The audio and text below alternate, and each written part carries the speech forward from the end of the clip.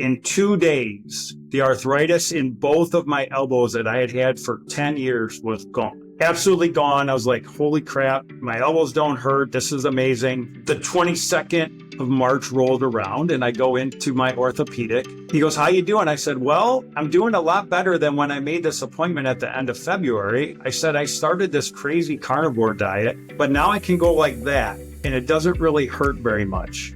And he kind of gives me this look like, really? I go, yeah. I go, I can't explain it, but I don't think I'm going to need the second cortisone shot. And he goes, okay. So gives me a bunch of range of motion tests that I had in November. I passed them all. And he goes, yeah, I don't think you need a cortisone shot either. I don't know much about the carnivore diet, but just keep doing what you're doing. You seem to be getting better on your own. I said, okay, great. Thanks. I hope I never see you again. And I walked out the door. Welcome to Meat Matters with Jenny Mitich, your go-to podcast for all things related to animal-based lifestyles and optimizing your metabolic health. Today's interview is with Geoff Sander, the host of the YouTube channel KM Carnivore. I first met Geoff at the Healing Humanity Chicagoland meetup in January, and his story of healing using a carnivore diet is amazing. He went from not being able to lift anything heavy or doing any kind of strenuous workouts to losing a ton of weight and regaining full mobility in his shoulder. You're not going to want to miss this interview. If you enjoy this podcast, please hit that subscribe button. By simply subscribing, we can get this podcast out to more and more people. And if you'd like to take your support a step further, please consider leaving a 5-star review in whatever app you're listening on. The more positive ratings we have, the more this podcast will be pushed out to the people that need to hear it. And with that, let's dive into this interview with Geoff Sander. Joining me today on the Meat Matters podcast is Geoff Sander. So we actually got to meet in person at the Healing Humanity meetup in the Chicagoland area. I think that was in January. And he also has a YouTube channel, KM Carnivore. And I was just on your channel and now you are on mine. So Geoff, thank you so much for joining me today. Jenny, thank you so much for having me. It's a pleasure to be here with you. So I wanted to dive into talking a little bit about your background and how you got into the carnivore diet. Well, it starts in September of 2022. I woke up in the middle of a night. I rolled over and my left shoulder cracked really loud, just out of the blue, woke me up, and it really hurt. And it kind of caught me off guard, and I hadn't had that before. And I was like, well, what the heck was that? And I rolled over, went back to bed. But I woke up in the morning and it was really sore. And I couldn't really figure out what happened. I didn't have an injury. I didn't do anything the day before, just one of those things. And it progressively got worse over, into October. And basically I ended up in a sling. And had to go in. We have an orthopedic clinic here that has like an emergency room walk-in. I didn't need a referral or anything. And I walked in and I basically said, here, I can't raise my arm. Like it was about like that. And that was it. And they brought me in. They took some x-rays, ran me through some tests, and found out I had what they call calcified tendinitis, which for people that don't know what that is, it's a bone deposit basically right here on the top of your shoulder in a spot in your tendons where it's not supposed to be. And what happens is as it gets bigger, it gets razor edges on it. And then as you move your shoulder, it's basically shredding your tendons, which is extremely painful. And the fact it's not supposed to be there,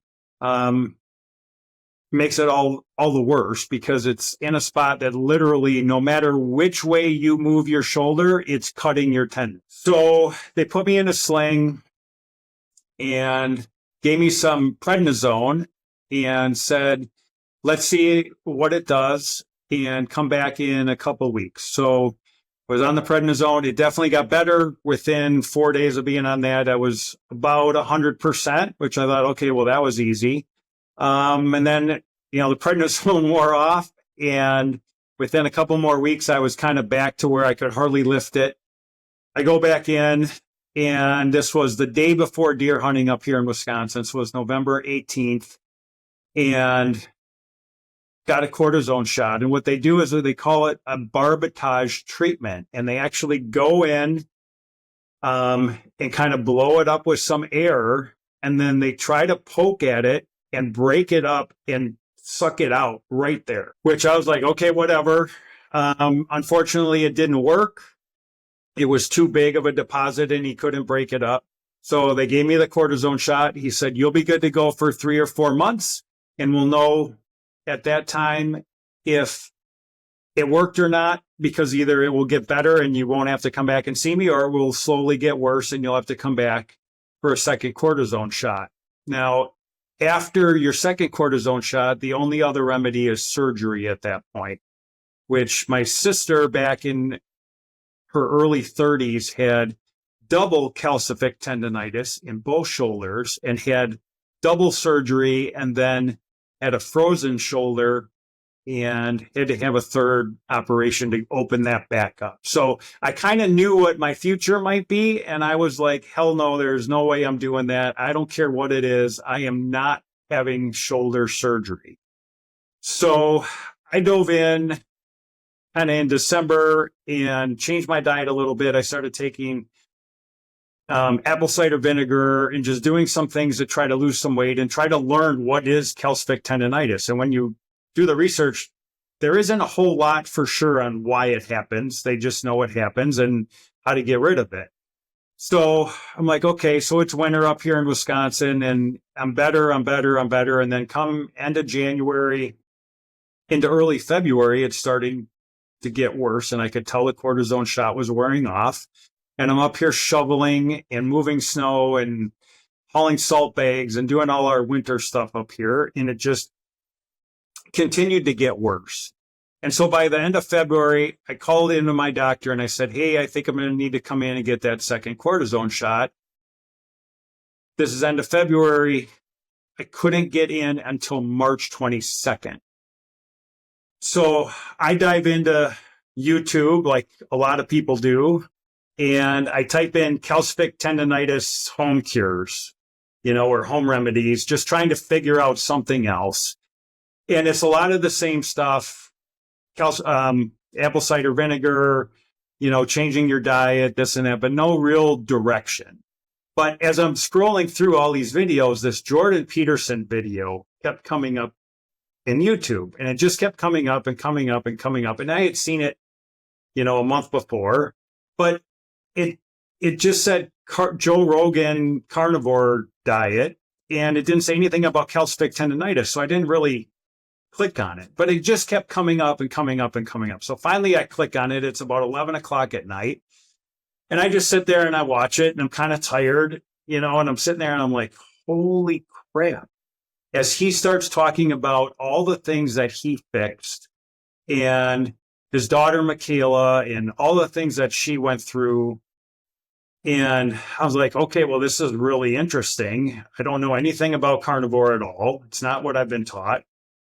But I'm really intrigued. Well, as you know, when you click on something once, well, guess what the next video was that came up? Oh, Michaela Peterson's video came up. So I watched that one.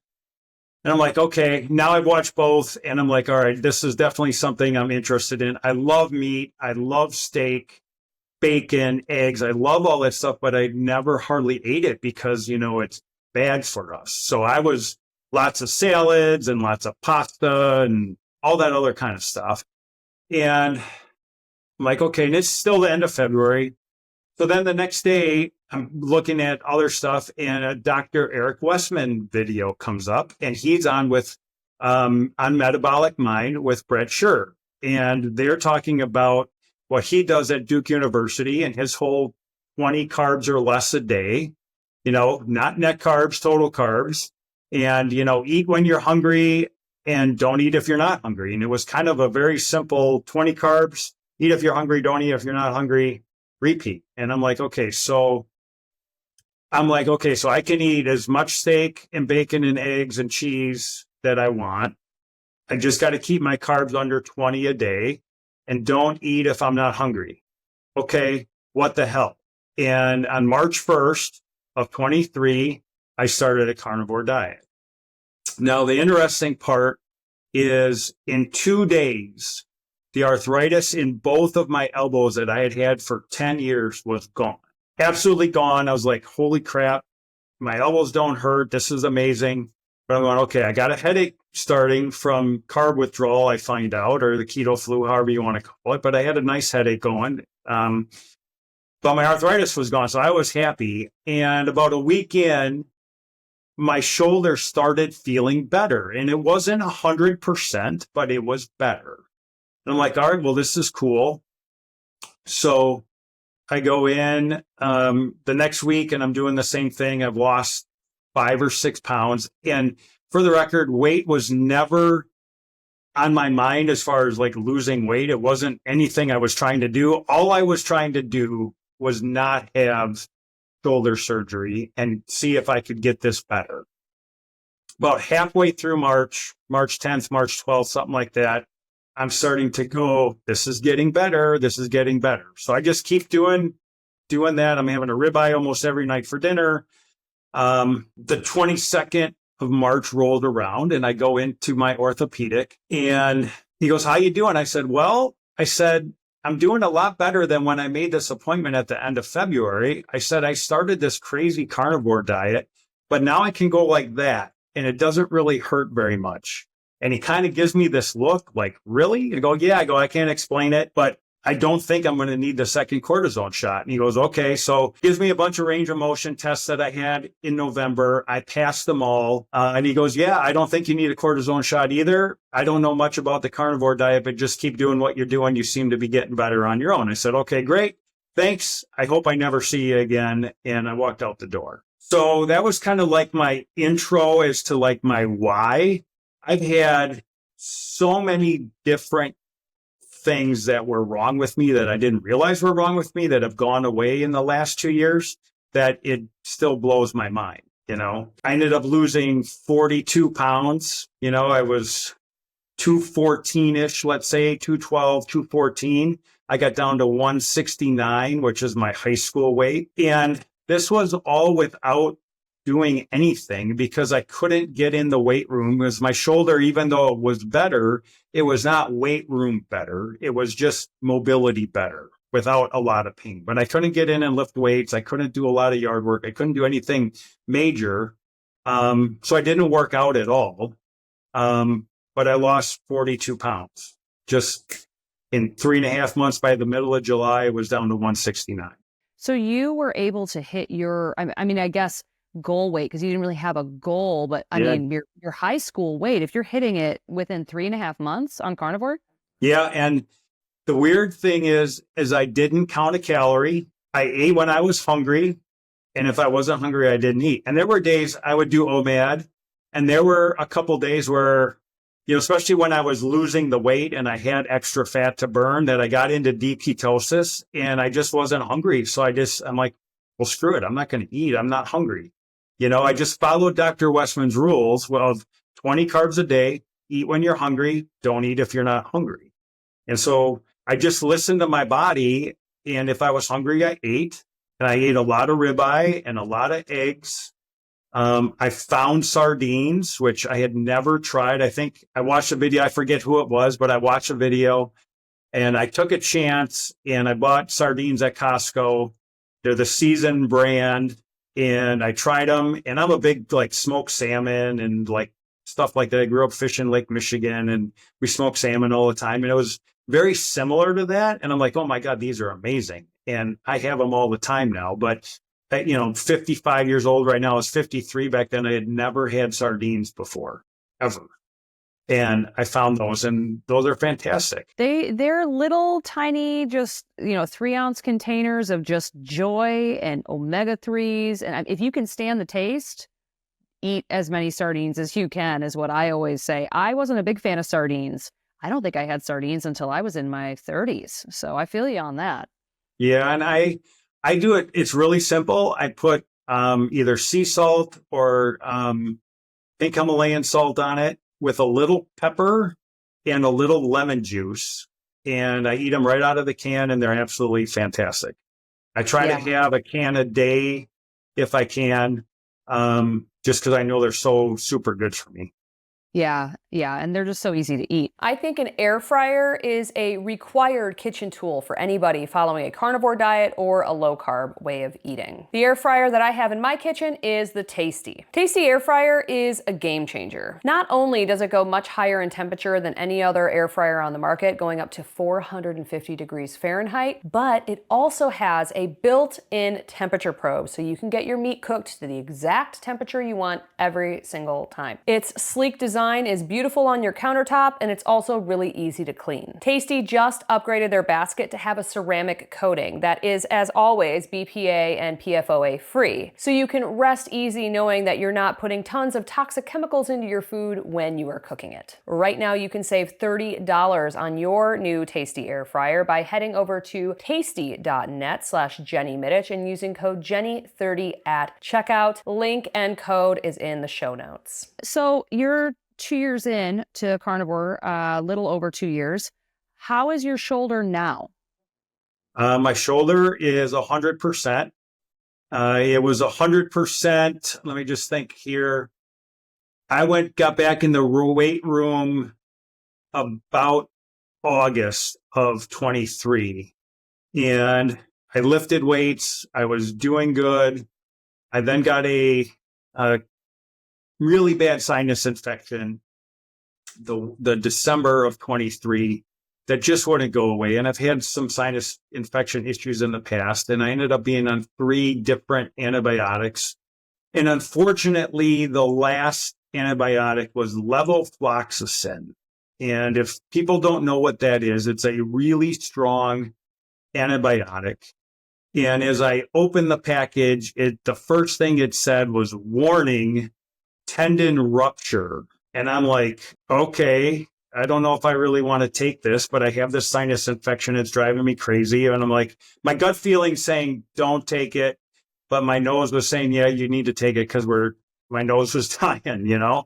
So I did a little research. I'm like, okay, I'm going to take it. So within 3 days, it had completely messed up my right wrist joint right here to the point where I could pull it out of socket and crack it, and I couldn't supinate or pronate at all. And this was from the levofloxacin. And so that put me like on the sideline for literally 4 months where I couldn't get back in the weight room. You know, sinus infection finally went away, but I was left with this injury in this joint right here. And just this, well, it's 9 months ago now, but last June, I went and saw my chiropractor because it was still really loose. And I'm like, can you just look at this? It doesn't seem to be getting any better. And I'm still carnivore and I'm still healthy and I'm still eating, you know, a lot of collagen and bone broth and steaks, figuring that this would heal itself, and it just wouldn't. And he's like, yeah, you have what they call a TFCC joint issue, which is basically where this joint gets really, really loose and this tendon gets stretched out. Because there's not much you can do for it. I said, okay, a lot of gymnasts get this injury, or people that fall, like volleyball players and stuff, where they fall and they put a lot of pressure right here. I wasn't doing that because I had stopped lifting weights the second I started taking that medicine, because it said no heavy lifting, no anything, tendon rupture. I'm like, all right, I'm not doing that. I ended up getting it anyway. So last June, I had watched a bunch of videos of Bart K, and he does a really good job with going through stuff in very, very good detail. And I'm very interested in the heart stuff, but he kept talking about this Stem Enhance by Cerule. And I'm like, okay, basically what that does is it helps release your stem cells from your bone marrow. And I figured, just like carnivore, I got nothing to lose. So I started purchasing the Stem Enhance from Bart. And within 4 months, I was back in the weight room. It just healed up, and I swear by it, to the point that I became a distributor of that.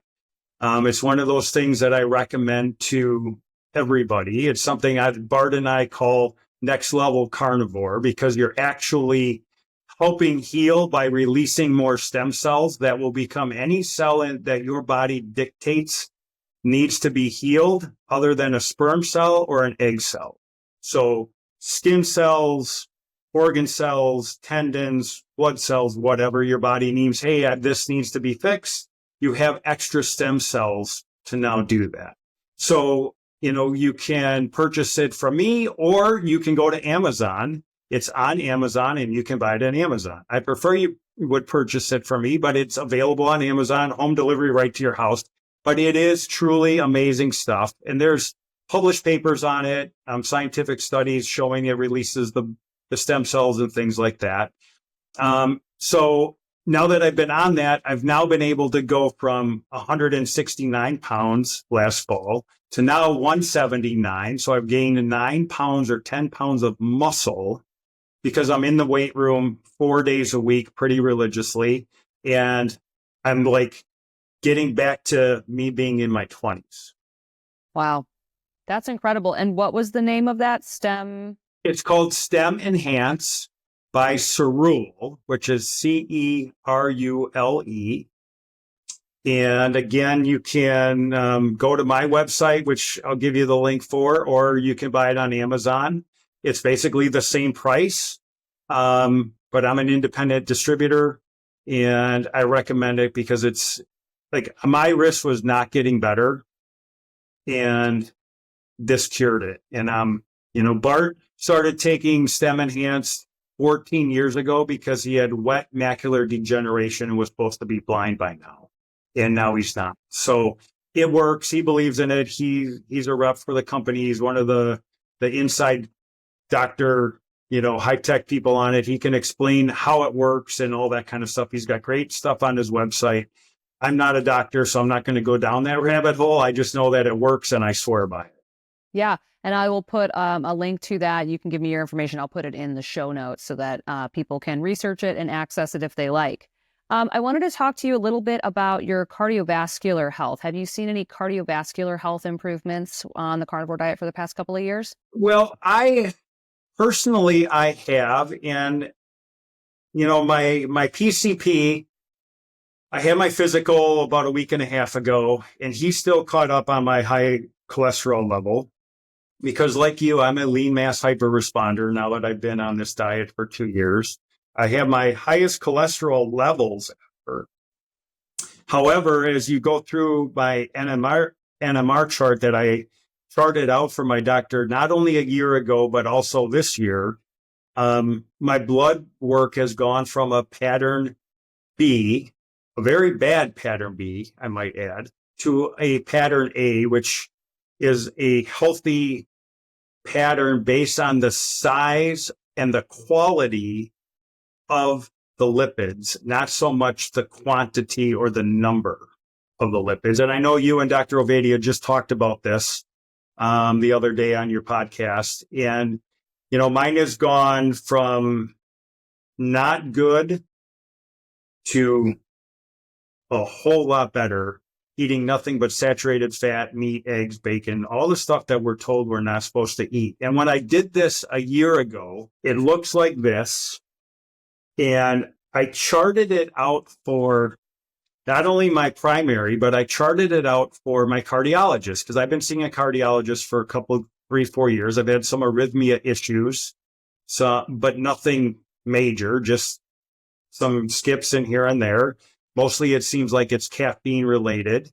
But I charted this out for him and I brought it in because, carnivore, there's so much controversy over carnivore. And I said, okay, doc, so here's my NMR charts. I had 3 of them at that point. And I said, if carnivore is so bad for me, why did I go from a pattern B to a pattern A? Can you explain this?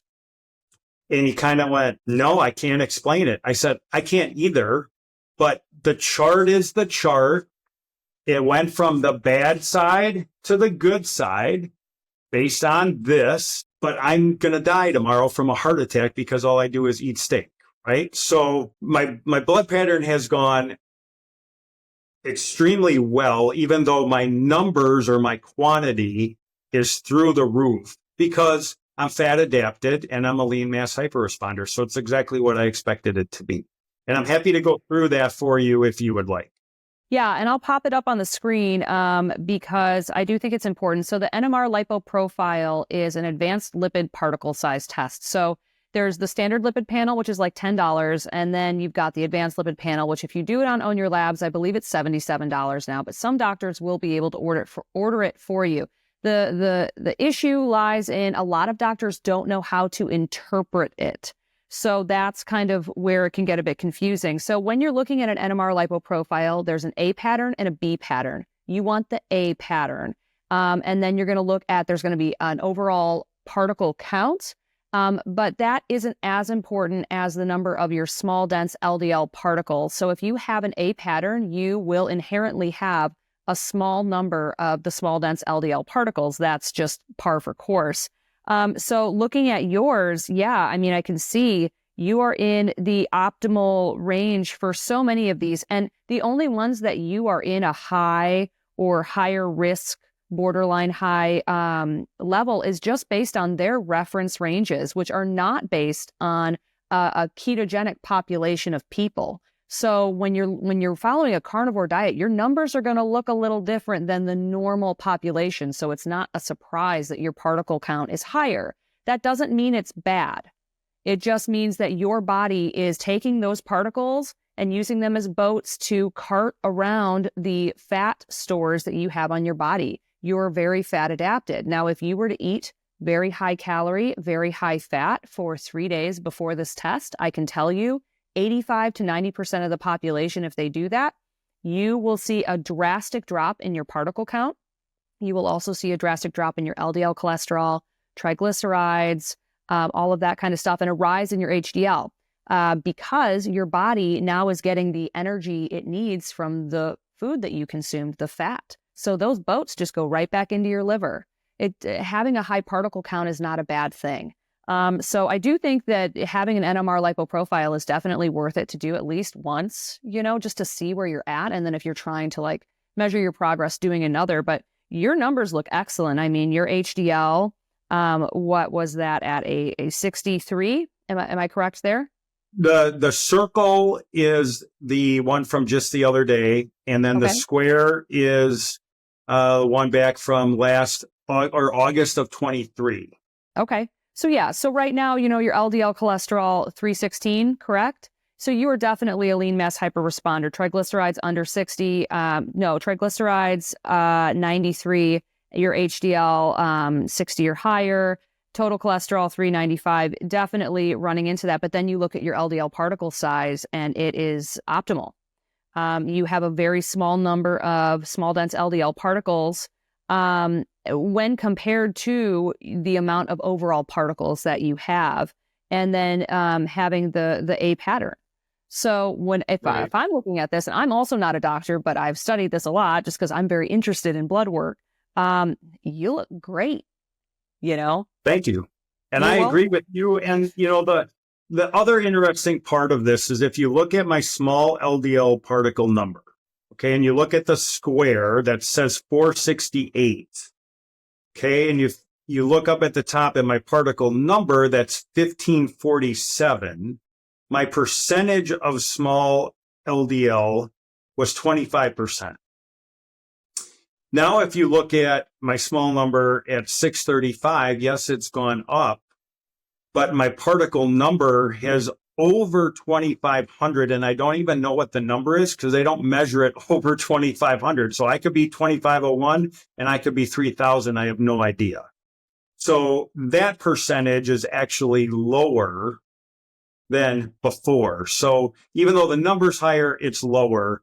And I've had a bunch of other tests done that I asked my cardiologist if I should have done again. And based on what they were before, like my homocysteine level, my LP(a) number was under 6, which is great. My fibrinogen number was super low. My ApoB was, I think, a 119. So not terrible, not great, but my high sensitivity CRP was a 0.24. So like there's no inflammation. There's no other markers that he was worried about. So he said, no, we don't need to do that again. So we're not doing that. So I'm Yeah. good with it. Yeah, I looked at your Geoff did a great video on his 1-year blood work, and he talked about the HSCRP. You want it to be under a 1. So yours is just so low. Yeah, I really don't think there's really any systemic inflammation to be seen in your numbers. So, I mean, if you wanted to retest just maybe once a year just to keep an eye on it, perhaps, but just from that, you're looking really good. I wanted to also mention the ApoB number.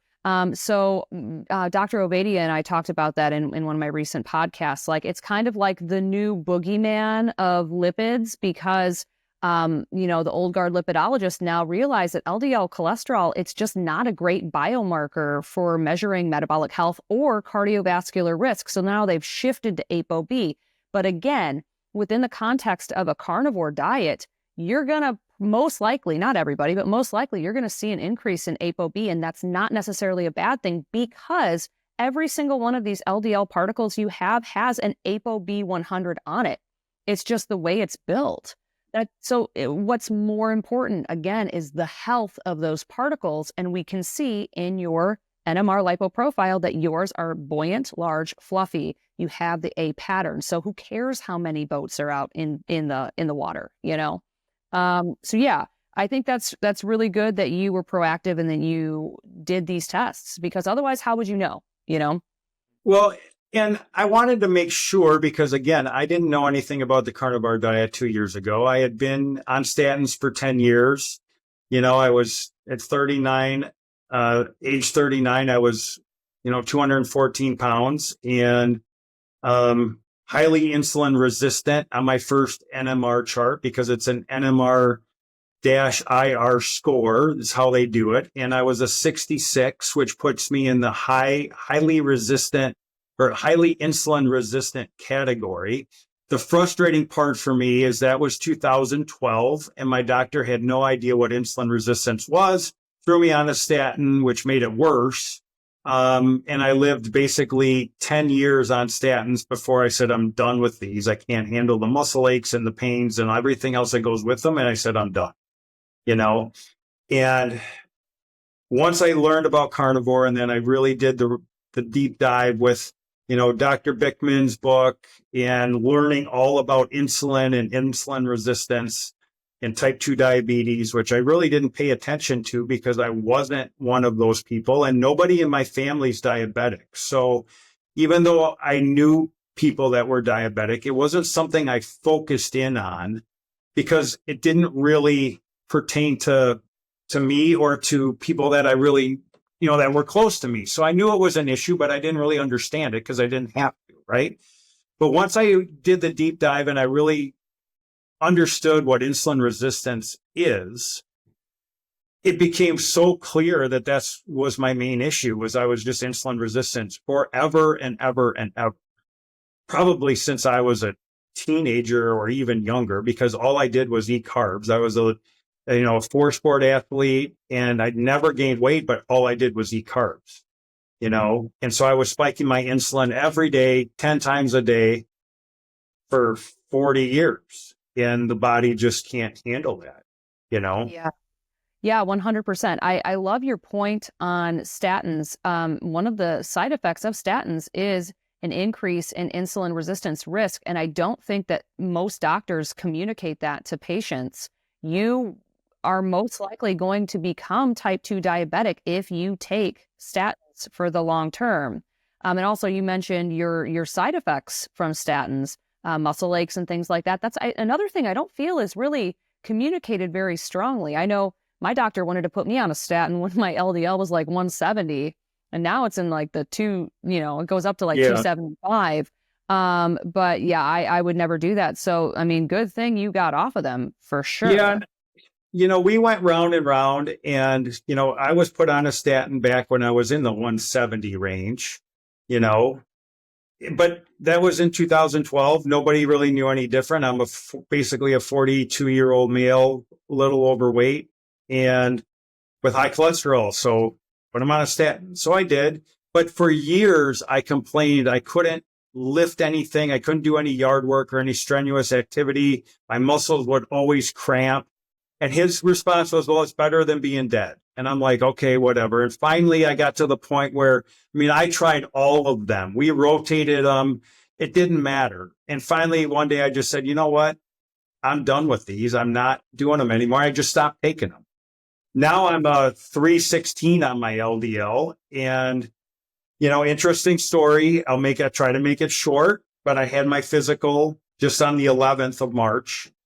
And I had printed off the keto study that Dave Feldman and Nick Norwitz and Dr. Budoff are doing. I actually printed it off and I gave him a copy, knowing that I was going to go in and see him. And then I also printed a copy and gave that to my cardiologist because I'm seeing him on the 31st of March. And I did this like the first week of March. And along with that, I gave them the 2 links, one for Dr. David Diamond's presentation at COSI about lean mass hyperresponders. And then I gave them the link for Dr. Budoff's presentation about the study. And I asked both of them to please do me a favor and read the study. I think it was 7 or 8 pages long. It wasn't a super long study before I come in, because I am a lean mass hyperresponder. My labs say that I am, or almost am. But I'm metabolically fit, and I am not your average 55-year-old overweight white male, insulin resistant in the United States of America eating a shitty diet. So please look at this. So when we talk about my lipids, you're looking at it from the right perspective. So I go into my doctor for my physical and I go, hey, doc, did you get a chance to look at that study that I gave you before I came in? And he's kind of fidgety and he's over on his computer, kind of going through some stuff. And he goes, no, I didn't read it. He goes, I'm studying for my boards. And if it doesn't come out of the Mayo Clinic up in Rochester, it doesn't exist to me.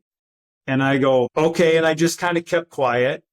But I'm going, okay, but I'm sitting right here next to you for my physical.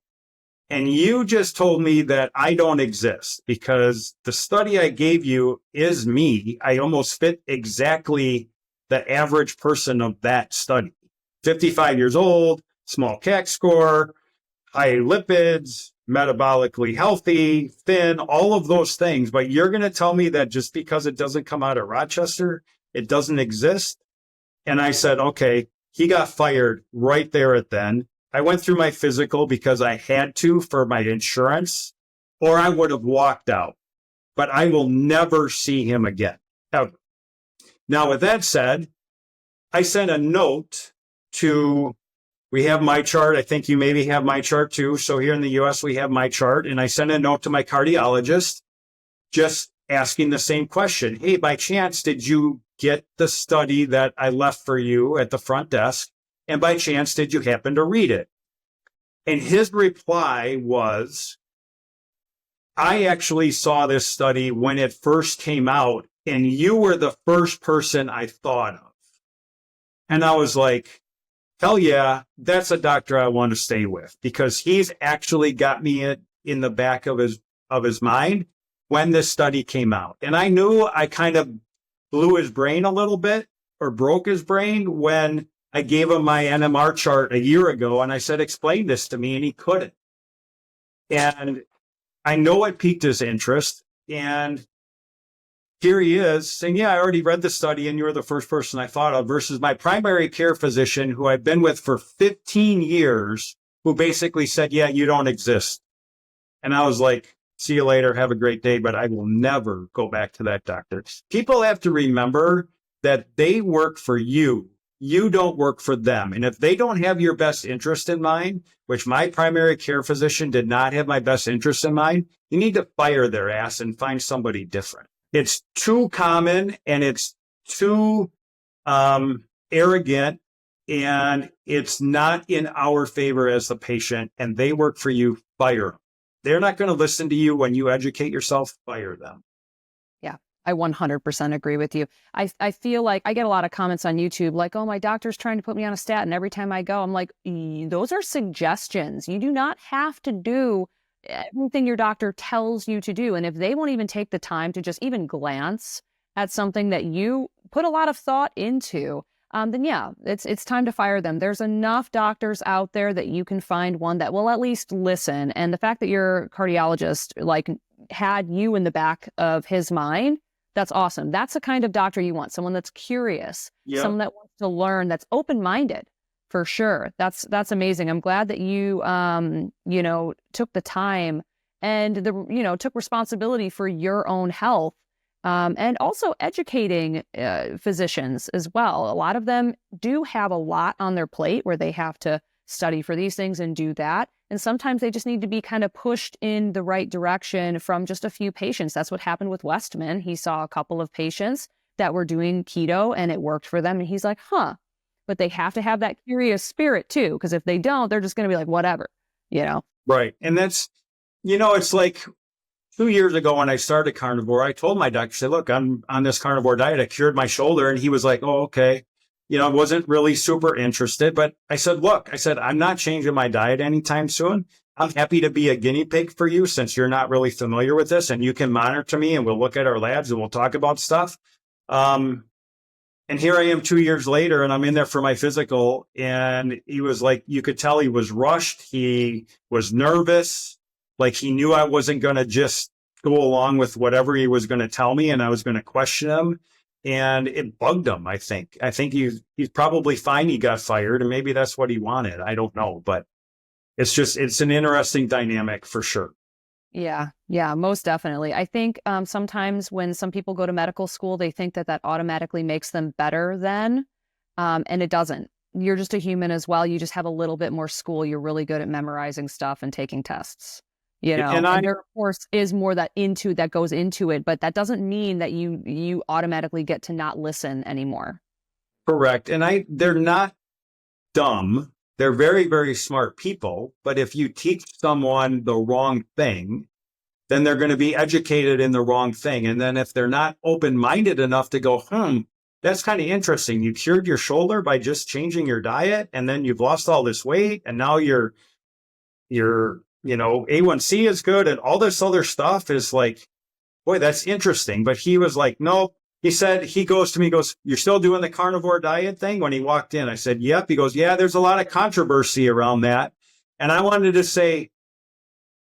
lift up my shirt and be like, what controversy? Go to Dave Mack's channel and tell me how much controversy there is in 1,000 people around the world that have all cured their issue, whatever their issue is, by going carnivore. Like, there's no controversy there. The only controversy is in your mind because we don't fit your stereotype of patient needs medicine every month, never look at the root cause, just a symptom of the problem, and cure the symptom of the problem and never cure the problem. And carnivores are curing the root cause of the problem, which then allows your body to heal itself because you just get out of the way. You stop dumping poison in your body and messing up your cells and having a high insulin level and all these other things that wreak havoc with your cells and how they're designed to function.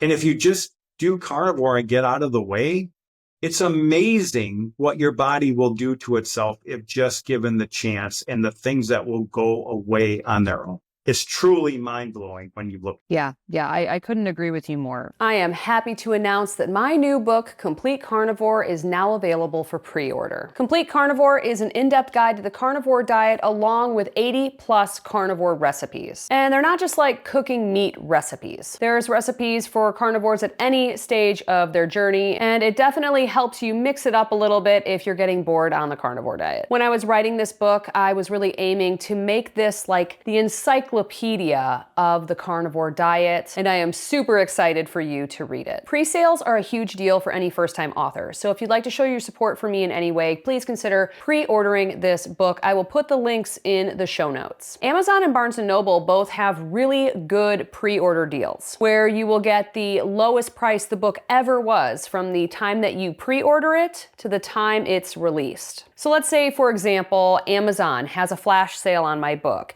and you've already pre-ordered it, but then it goes down in price to like $20. Well, on release day, you will pay that $20 lowest price because you had already pre-ordered the book. Also, the book typically ships on release day, so you get it right away. Let's get this book onto every bookstore shelf in America and share the healing power of the carnivore diet with the world. Pre-order links are in the show notes, and I thank you so much for your support. I really appreciate it. I want to transition into a little bit about your experience, kind of like getting onto the carnivore diet. How did you deal with the social aspects of carnivore? Like, what did you tell your friends and family when you started? Like, how did you navigate all of that? Was it difficult? Were they cool about it? Like, what was that situation like for you? I was crazy. And I'm okay with that. There's a lot of times I don't care what other people think. And I've been, I graduated college with a FIA degree. I have a meteorology degree and a coaching minor. And I was a quarterback in college and played 4 sports in high school. And so you have other pressures and other things to deal with as you grow up. And, as a coach, you always have parents second guessing you or third guessing you or yelling at you or whatever it is. But you have to just ignore the noise and focus on the game, right? So to me, this was all about curing my shoulder, and I didn't care what it took. I wasn't going to have surgery because I knew what my sister had gone through. I'm 53 years old, and I'm like, hell no, am I going through that with the shoulder machine and the rehab and the pain and the drugs and all? I'm like, no. So I didn't really care what people thought. My family got sick of hearing it from me after 90 days or so. Once I was like, oh my God, this is a miracle and holy crap. And everybody's got to do this and all that. And I get that, right? But I still, to this day, there's people at work that say I'm a cult leader. And I'm like, okay, I might be a cult leader, but let's take pictures with our shirts off and see who's in better shape, right?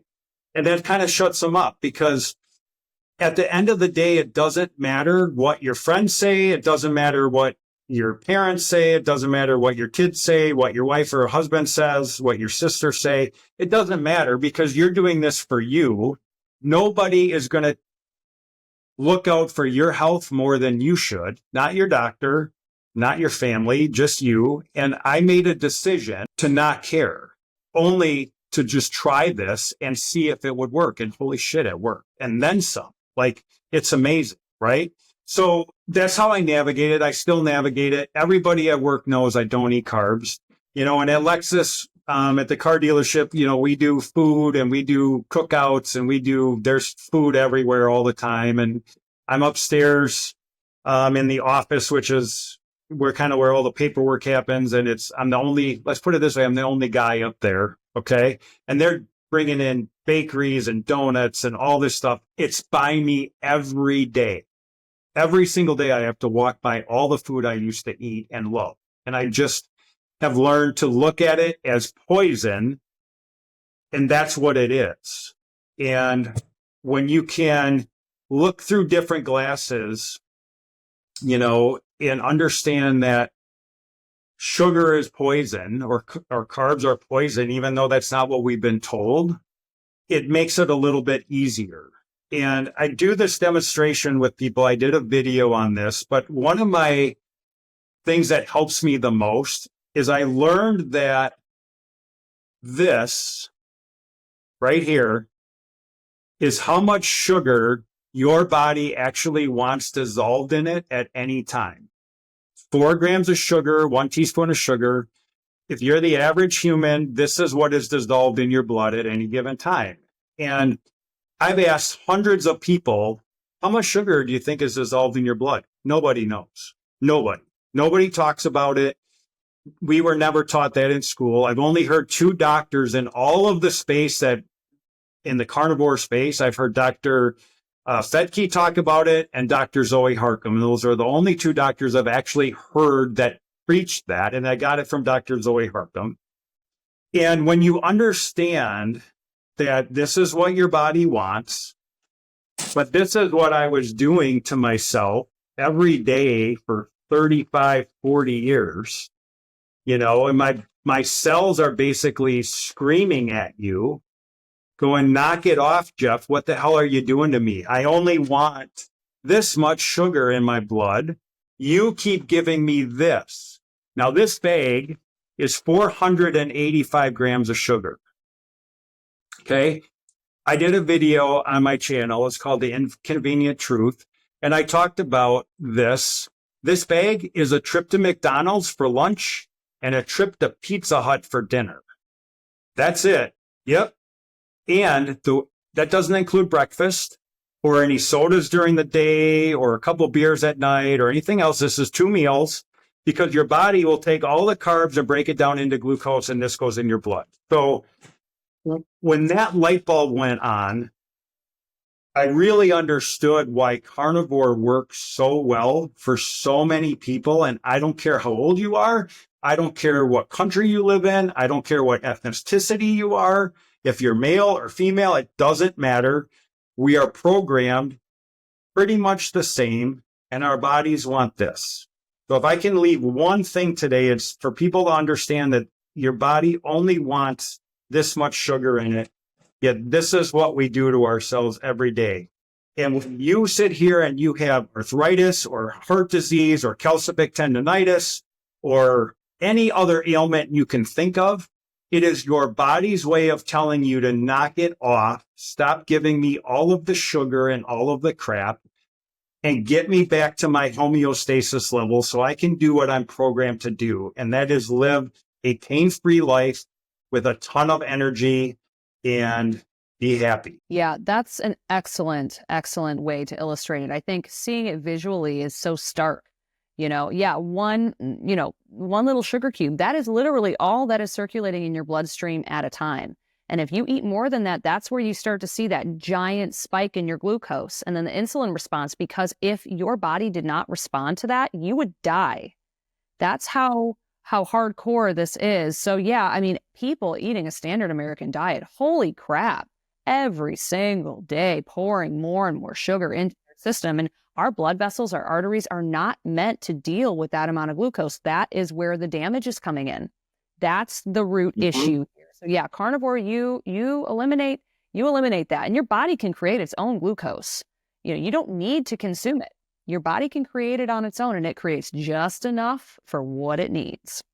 I know, and it's such an eye-opening thing to learn that at 54 years old, because even in my Phi-Ed degree, I've had biology and chemistry and anatomy and physiology and all these things I had to do, but they were never, we were never taught glucose and what the right amount is and all that, because back in the 80s and 90s, it was, oh God, 65% of your diet needs to be carbs.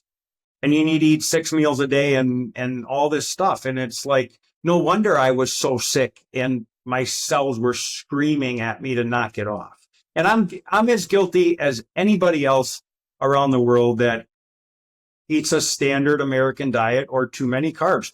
Carbs are non-essential. Period. End of discussion. They're non-essential.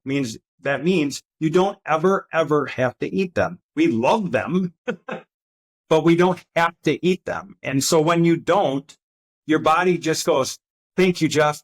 Thank you. I'm now going to heal myself, whatever that is. And all of a sudden you're like, oh my God, I feel better. And I got all this energy and that pain is gone. And holy cow. Like it's just been an amazing run. Yeah, I totally agree. I love your passion for this topic. I mean, I understand why you are so passionate about it, because you have healed yourself so profoundly, and it's you're really great. You're really great at telling us why carnivore is amazing, and I'm really happy that you have the channel that you have. I will definitely link it in the show notes so that everybody can get subscribed over there. I did want to touch on a couple more things before we finish up. So besides food and nutrition, what other factors do you think people should focus on that they tend to overlook for metabolic health improvements? I mean, I would say getting enough sleep. And one of the things with that is when I started carnivore, I all of a sudden slept like a rock. And I would sleep all night, and I would get up and I would be refreshed and ready to go. I don't take naps anymore. I have energy all day. And then come 9:30 at night, I'm out. And I fall asleep literally in 30 seconds to a minute. And I used to lay in bed for a half hour. But I'm able to now just, boom, be done.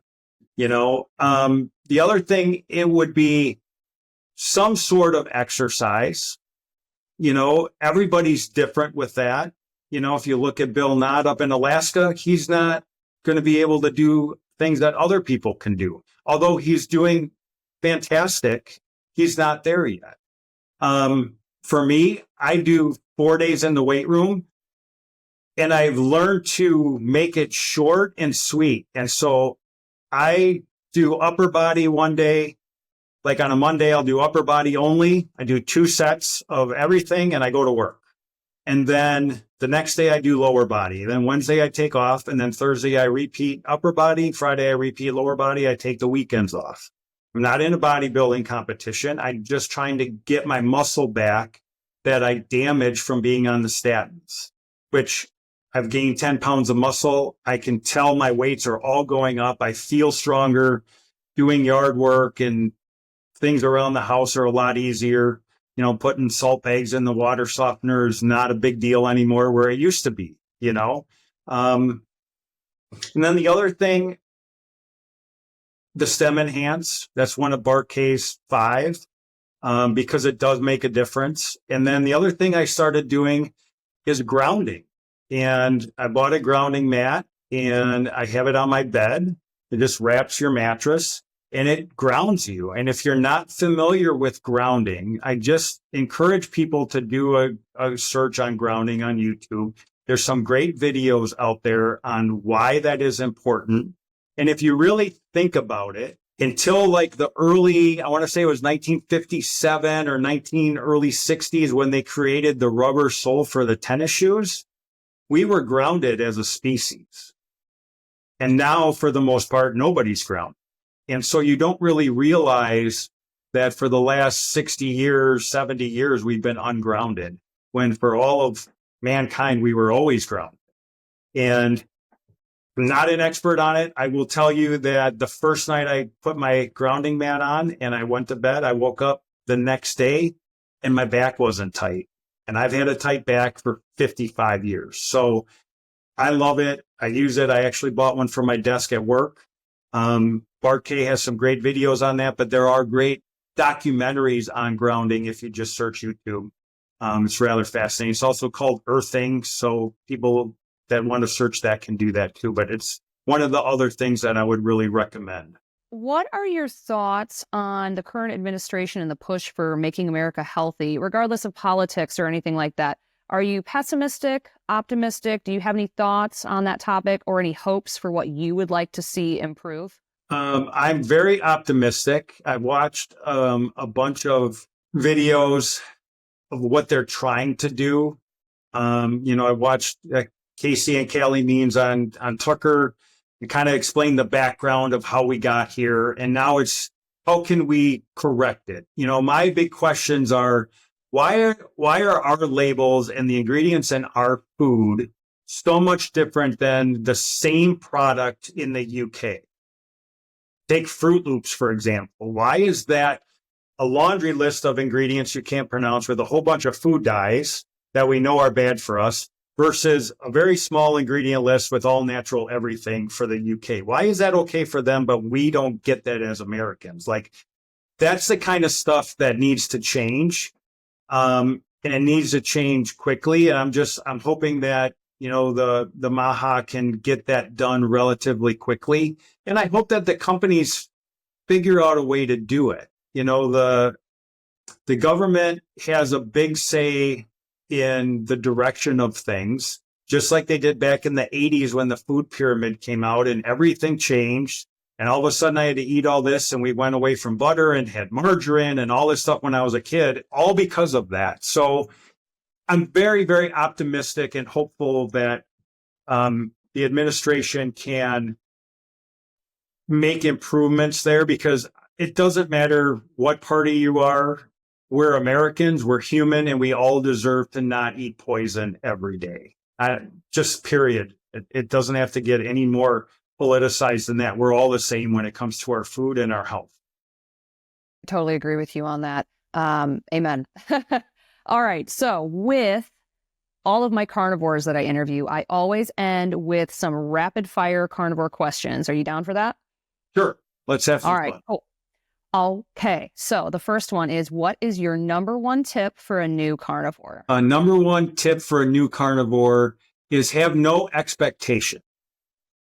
And I mean that because your result is going to be different than mine, which is going to be different than yours and every other person, because you don't necessarily know what your body is going to do when you take away the poison. You might be pleasantly surprised at what happens, but don't have an expectation. Oh, this person lost 100 pounds in 6 months or whatever it is. Just go into it, follow the Dr. Westman rules, and just know that this is a marathon, not a sprint. It's a lifestyle change and a paradigm shift. And just your body's going to do what it's designed to do. Just let it. Great. What is your favorite carnivore food? Ribeye steak, hands down, end of discussion. Same. If you were stuck on a desert island, what 3 things would you bring? And it doesn't have to be carnivore, just what 3 things would you bring? A fishing pole, a tackle box full of lures, and something to start a fire with. There you go. What is the most common mistake that new carnivores make? They think they can cheat and get away with it. Yeah. I've encountered a weight loss stall. What would your advice be to get the scale moving again? I would ask them if they have fasted before. And if not, I would recommend that they start with maybe a 48-hour fast. I know Dr. Kiltz does a 3-day fast once a month and a 5-day fast every quarter. I've done one fast. I've lost 4 pounds, and I only did a 48-hour fast, but it will kind of jumpstart the ketosis and getting things moving. Great advice. I love fasting. So the last 2 questions don't have to be carnivore, but if they are, they are. I guess this one is, let's start that again. The next question, knowing what you know now, what would you do differently if you were starting carnivore today? I would take supplements in the beginning because I had a 10-day hangover headache from basically having carb withdrawal, and I didn't feel terrible. I just had this nagging headache like I had way too many beers the night before, but I didn't know anything about taking supplements at that point. That would be my number one thing, and then just drink lots of water. Okay. Finally, this one does not have to be carnivore, but it can be if it needs to be. If you were to go back and give one piece of advice to the 20-year-old version of yourself, what would that be? Be open-minded. The whole reason I'm here is because I was open-minded enough to watch those, Jordan Peterson and Michaela Peterson videos and go, that's interesting. What the hell? Let's try it. Versus, no, I'm just going to keep doing what I'm doing. I have a saying that kind of goes along with that. And it's a Henry Ford saying, and it's, if you always do what you've always done, you'll always get what you've always gotten. So with that said, if you go stand in front of the mirror and you're not happy with the result of that, you need to then change and do something different. And my advice would be, why not carnivore? Wonderful. Well, Geoff, always a pleasure to speak with you. You always have so many great nuggets and kernels of information to share with us. And let's do this again sometime. Absolutely. I'm happy to come on anytime. It was a pleasure. I wish you the best, and I wish you the best with your book release here coming up. Look forward to getting me a copy of that. Thank you for having me, Jenny. I really appreciate it. Yes, definitely. And everything that we talked about in today's interview, I will link in the show notes, including the supplement that we talked about, the Stem Enhanced by Cerule. I'm going to put some links to some of the videos that Geoff referenced as well, so that you can dive into those if you would like. So thank you so much again. And thank you so much for watching and listening to the Meat Matters podcast. As a busy carnivore twin mom, I do not have time to go searching for ethically sourced meats all the time. I prefer to use ButcherBox. ButcherBox is a premium meat subscription service that's dedicated to delivering high-quality grass-fed, grass-finished beef, pastured beef, pork-raised crate-free, organic chicken, and wild-caught seafood straight to my front door. ButcherBox prioritizes ethical sourcing and sustainability with free shipping with every order. There's a few different ways you can order from ButcherBox. You can do a custom box where you pick out all the cuts that you want and they send them your way, or ButcherBox can curate you a box. Every box is a chance to try something new along with some tried and true classics. I don't know if you can hear my children screaming in the background. That's another reason why I like ButcherBox, because I can't bring these wild animals into the grocery store with me. Every week, ButcherBox has some amazing deals. So if you click on the link in the show notes, it'll bring you over to whatever their current deal is. Sometimes they have free ribeyes for the entire year. They've had free ground beef, free chicken. Around the holidays, I was able to get a free 13 to 15 pound turkey with my ButcherBox, and that turkey was delicious. Head to the link in the show notes to try ButcherBox out today.